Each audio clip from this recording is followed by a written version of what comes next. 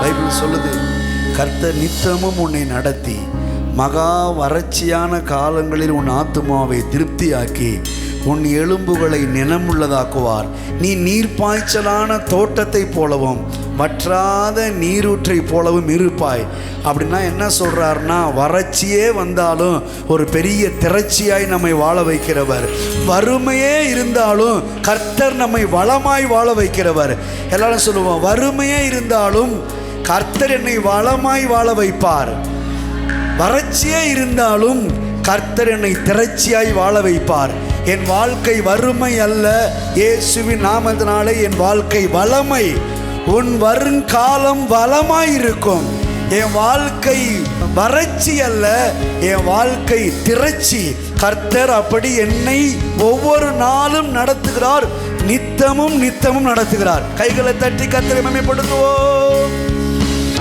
துதிப்போரை கைவிட மாட்டார், துதிப்போரை கைவிட மாட்டார். ஓ, துதிப்போரை கைவிட மாட்டார், துதிப்போரை கைவிட மாட்டார்.